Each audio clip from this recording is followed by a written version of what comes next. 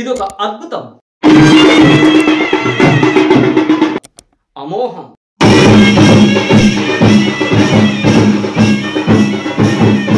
అద్వితీయం.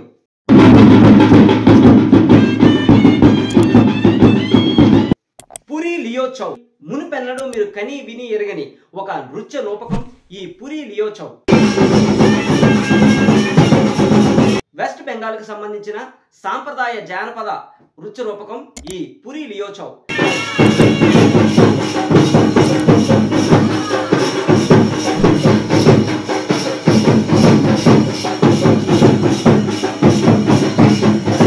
అలాంటి ఈ పురి లియోచౌ అనేటువంటి ఈ నృత్య రూపకం ద్వారా ఈరోజు కాకినాడ జిల్లా పిఠాపురం సూర్యరాయ గ్రంథాలయం నందు పీఠికాపుర కళావేదికపై ఈ నృత్య రూపకం ద్వారా మనకు ఇప్పుడు మహిషాసుర మర్దిని అలాగే అభిమన్యుడి వధ అనేటువంటి పురాణ గాథలను మనకు ఇప్పుడు ఈ పురి లియోచౌ కళాకారులు మనకు చూపించబోతూ ఉన్నారు. మరి ఇంకెందుకు ఆలస్యం, మునుపెన్నడూ మనం చూడని ఆ కళ ఏంటో, ఆ కళా వైభవం ఏంటో మనము చూసి ఆనందిద్దాం రండి. కళామ తల్లికి కళాభివందనాలు తెలుపుకుంటూ ఈ కార్యక్రమం శ్రీ సంగమేశ్వర సంగీత సమాఖ్య గట్టి శ్రీకృష్ణదేవరాయ గారి ఆధ్వర్యంలో శ్రీ బాదం ఉదయ సూర్యప్రకాష్ గారు, శ్రీ వెన్నపు చక్రధర్రావు గారు, శ్రీ రాయవరపు సుబ్బారావు గారు మరియు వారి శ్రీమతి మహాలక్ష్మి గారుల సౌజన్యంతో మన ఊరు మన బాధ్యత స్వచ్ఛంద సేవా సంస్థ కొండేపూడి శంకర్రావు గారు, అల్లవరపు నగేష్ గారు మరియు మరికొంతమంది మిత్ర బృందంతో ఈ కార్యక్రమం నిర్వహించడం జరుగుతుంది. మహానుభావులైన వారందరికీ వేగా న్యూస్ తరపున కృతజ్ఞతలు. శ్రీ సంగమేశ్వర సంగీత సమాఖ్య పిఠాపురం వారు పురి లియోచౌ అనేటువంటి ఒక వినూత్నమైనటువంటి ఒక సాంప్రదాయ జానపద నృత్యాన్ని బెంగాల్ దేశానికి సంబంధించినటువంటి కార్యక్రమాన్ని ఇక్కడ ప్రదర్శించడం జరిగింది. అది మన రాష్ట్రంలోనే మొదటిసారి జరుగుతుందండి. అది అలాగే మన పిఠాపురంలో ఇక్కడ మన పిఠాపురం వాసులందరికీ కూడా ఈ యొక్క నృత్య కార్యక్రమాన్ని చూపించాలనేటువంటి ఉద్దేశంతో దాన్ని ఇక్కడ ప్రదర్శన ఇవ్వడానికి వారిని ఆహ్వానించడం జరిగింది. ఈ కళ గురించి మీకు చెప్పాలంటే పురి లియోచౌ అనేటువంటిది భారతదేశంలో పశ్చిమ బెంగాల్కి చెందినటువంటి సెమీ క్లాసికల్ జానపద నృత్యం. ఈ నృత్యం శివుణ్ణి పూజించడానికి అలాగే అనేకమైనటువంటి దేవతల్ని మనం పూజా విధానాలు, శాస్త్రాలు, మంత్రాల నుండి వచ్చినటువంటి విషయాన్ని సేకరించి వారు నృత్యంగా ఇక్కడ ప్రదర్శించడం జరుగుతుందండి. చౌ అనేటువంటి పదం సంస్కృత పదం. ఇది ఛాయ అనేటువంటి పదం ద్వారా వచ్చినటువంటిది. అది ఛాయ అంటే ఇమేజ్, షాడో. ఈ నృత్యంలో అనేకమైనటువంటి విన్యాసాలు మరియు యుద్ధానికి సంబంధించినటువంటి కదలికలతో వీటిని చేయడం అనేటువంటిది జరుగుతుందన్నమాట. కళాకారులు అనేక కలర్లలో కూడినటువంటి దుస్తుల్ని వాళ్ళు ధరించడం, మాస్కులు వేసుకోవడం, ఆ వేషానికి తగ్గట్టుగా ఇవన్నీ కూడా చేయడం జరుగుతుంది. ఈ నృత్యాన్ని బహిరంగ ప్రదేశాల్లో అలాగే వేదికల మీద రాత్రంతా కూడా వారు చేస్తూ ఉంటారండి. దీంట్లో ఉపయోగించేటువంటి వాయిద్యాలు ఏంటంటే మొహురి, షెహనాయ్ అనేటువంటి వాయిద్యాలు, తాళ వాయిద్యాలు డోల్, దుమ్సా, ఖర్కా మొదలైనటువంటి తాళ వాయిద్యాలు కూడా దీంట్లో ఉపయోగిస్తూ ఉంటారు. వారు కనుమరుగవుతున్నటువంటి ఈ సాంస్కృతిక వారసత్వ సంపదని వారు లిస్టులో చేర్చుకోవడం అనేటువంటి జరిగిందండి. ఇవి ఇప్పుడు ఏంటంటే మనకి రెండు రకాలైనటువంటి కథలు ఈరోజు ప్రదర్శిస్తారు. అవి ఏంటంటే మొదటి కథలో దుర్గాదేవి మహిషాసురుడు అనేటువంటి రాక్షసుని వధించడం, మంచి చెడుని జయించడం చక్కగా నృత్య రూపంలో వారు నర్తిస్తారు. ఆ తర్వాత అభిమన్యుడి వధ. ఈ కథ భారత యుద్ధంలో గొప్ప వీరుడైనటువంటి అభిమన్యుడు పద్మవ్యూహంలోకి వెళ్ళడం మాత్రమే ఆయన గర్భంలో ఉన్నప్పుడు విన్నాడు. ఆ పద్మవ్యూహం నుంచి బయటికి రావడం అనేటువంటిది అతనికి తెలియని విషయం. అప్పుడు ఈయన యుద్ధంలో పద్మవ్యూహంలోకి ప్రవేశించి అక్కడ యుద్ధం చేసి బయటికి రాలేక ఆయన ఇబ్బంది పడుతుంటే వారు ఆ అదను చూసి అతన్ని వధించి చంపేస్తారు కౌరవులు. సో ఈ యొక్క సన్నివేశాన్ని వారు చక్కగా నృత్యం ద్వారా చూపిస్తూ ఉంటారు. ఇంకో విషయం ఏంటంటే ఇది మాటలు కానీ పాటలు కానీ దీంట్లో ఉండవండి. ఓన్లీ ఆ వాయిద్యాల ద్వారానే వాళ్ళు వాయిస్తూ ఉంటారు. దాన్ని బట్టి ఈ కథనంతా నడిపిస్తూ ఉంటారు. ఎందుకంటే ఈ కథ అంతా కూడా చాలా వరకు మనందరికీ తెలిసినటువంటి కథలే కాబట్టి వాళ్ళు ఏం చేస్తారంటే వాయిద్యాల ద్వారా వాయించడం, దాన్ని వీరు నర్తించడం అనేటువంటిది జరుగుతుందన్నమాట. ఇది దీని యొక్క ముఖ్యమైన సారాంశం. వీరు యునెస్కో వారు తీసుకున్న తర్వాత 98 దేశాల్లో ఈ ప్రదర్శనని ఇవ్వడం జరిగింది. అది కూడా చాలా గొప్ప విషయం. మీరు వేగా న్యూస్లో కుకుటేశ్వర ఛానల్లో ఈ యొక్క నృత్యాన్ని తిలకించి మీ కామెంట్స్ని కింద వ్రాయవలసిందిగా కోరుతున్నామండి.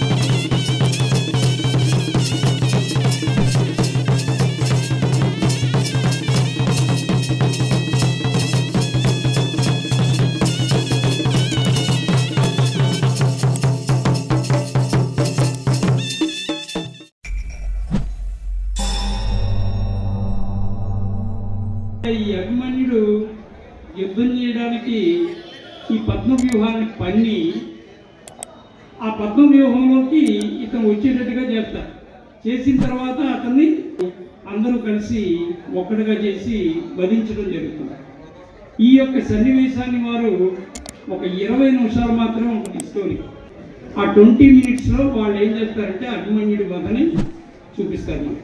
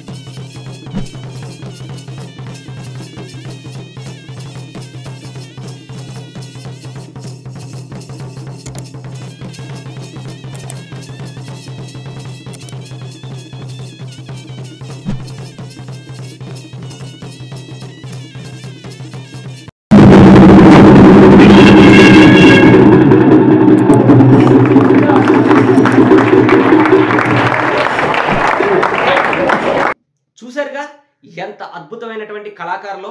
ఈ కళను ప్రదర్శించడం ఎంత కష్టమో మీరు కళ్ళారా వీక్షించారు. ఈ పురి లియోచౌ అనేటువంటి నృత్య రూపకం మిమ్మల్ని ఆకట్టుకుని ఉంటే, అదేవిధంగా ఆ కళాకారులు పడిన కష్టానికి మీరు అభినందిస్తూ ఒక కామెంట్ను ఈ కింద పోస్ట్ చేయండి. మరొక కళ, ఆ కళాకారుల విన్యాసాలతో మళ్ళీ మీ ముందుకు వస్తాను. అంతవరకు సెలవు, నమస్కారం.